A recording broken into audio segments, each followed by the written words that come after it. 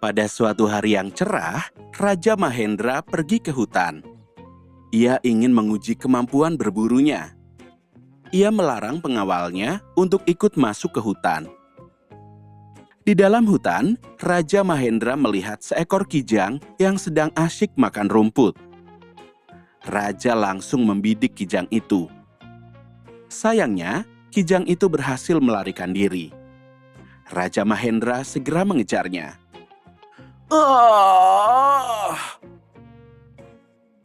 Raja Mahendra terperosok ke lubang yang cukup dalam. Raja berusaha mencari pertolongan. Ia berteriak sekeras-kerasnya memanggil para pengawal. Tapi suaranya lenyap tertelan hutan yang lebat. Para pengawal yang menunggu di luar hutan tak mendengar suara raja. Akhirnya, Raja Mahendra merasa lelah. Ia duduk merenungi nasibnya. Tiba-tiba, ia melihat seseorang berdiri di tepi lubang. "Hei, siapa kau?"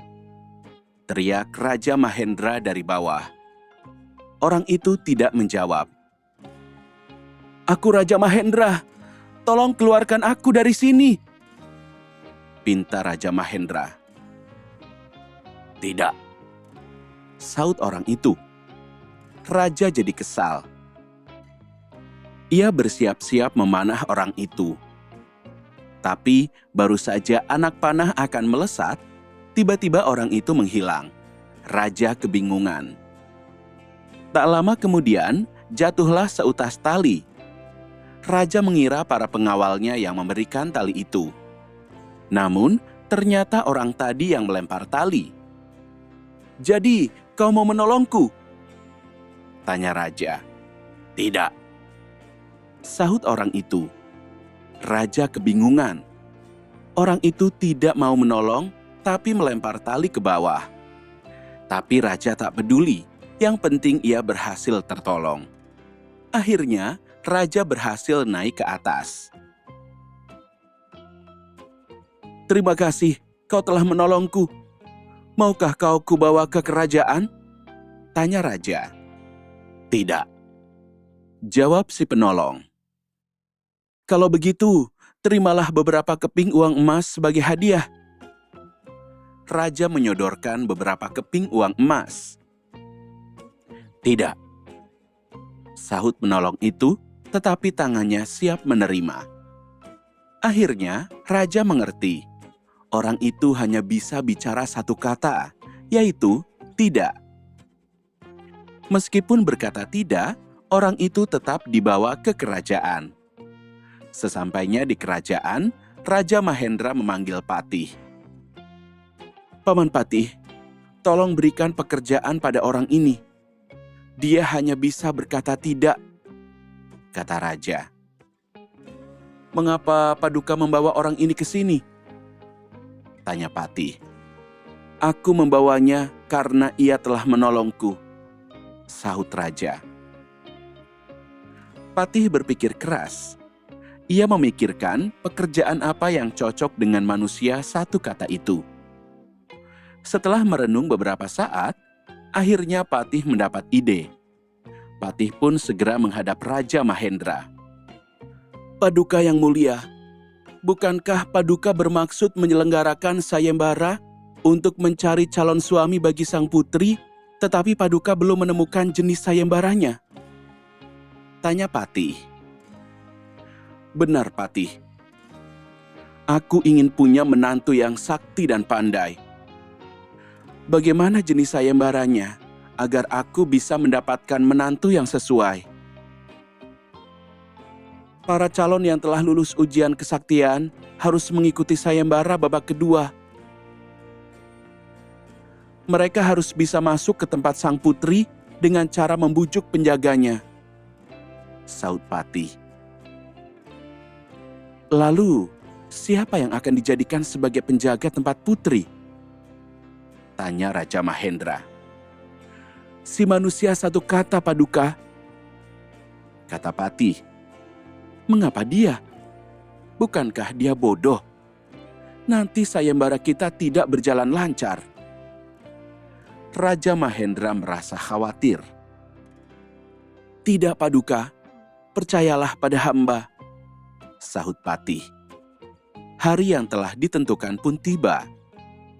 Raja Mahendra mengadakan uji kesaktian dan sayembara untuk mendapatkan calon suami sang putri. Para peserta berkumpul di alun-alun. Pada babak pertama, para peserta mengikuti uji kesaktian. Ternyata ada 3 orang yang lulus. 3 peserta itu dibawa menuju gerbang tempat tinggal sang putri dan dayang-dayang. Patih menjelaskan apa yang harus dilakukan oleh ketiga peserta itu. Mereka harus membujuk penjaga agar dapat masuk ke tempat tinggal putri. Para peserta hanya diperbolehkan mengajukan 3 pertanyaan. Peserta pertama maju ke depan. "Penjaga, apakah aku boleh masuk?" tanya peserta pertama. "Tidak," jawab si manusia satu kata. "Kau akan kuberi emas sebanyak yang kau mau, asalkan aku boleh masuk. Setuju?" tanya peserta pertama lagi. "Tidak," sahut penjaga itu. "Maukah kau kujadikan pejabat istana di kerajaanku, asalkan aku boleh masuk?" Pertanyaan ketiga dilontarkan. "Tidak," sahut si manusia satu kata. Peserta pertama gugur. Ia mundur dengan perasaan kecewa. Peserta kedua maju.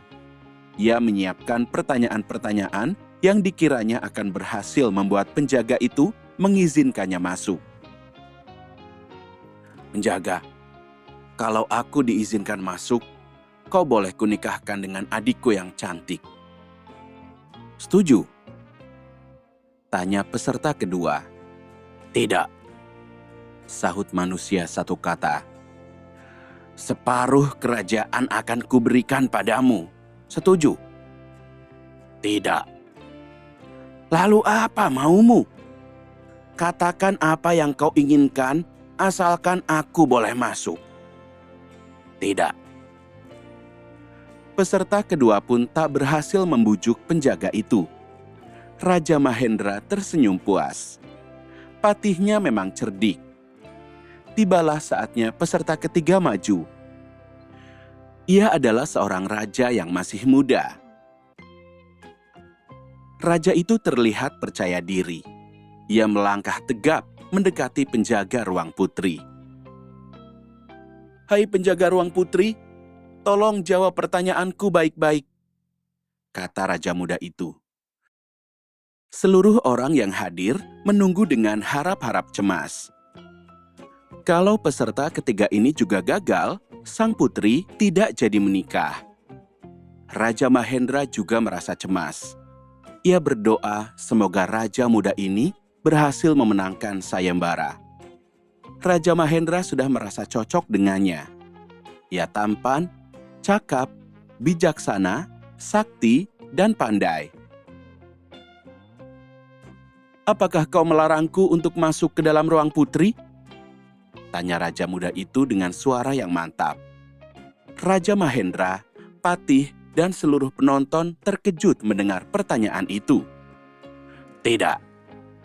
Si penjaga pun menjawab dengan mantap. Penonton pun langsung bersorak-sorai. Raja muda itu berhasil minta izin si penjaga untuk masuk ke ruang putri. Suara tepuk tangan bergemuruh mengiringi kemenangan raja muda itu. Sayembara pun usai. Manusia satu kata itu sangat berjasa bagi Baginda Raja Mahendra untuk menyeleksi calon menantu sang putri. Raja Mahendra sangat berbahagia. Hikmah cerita, kita harus pandai memilih cara yang tepat agar dapat meraih cita-cita.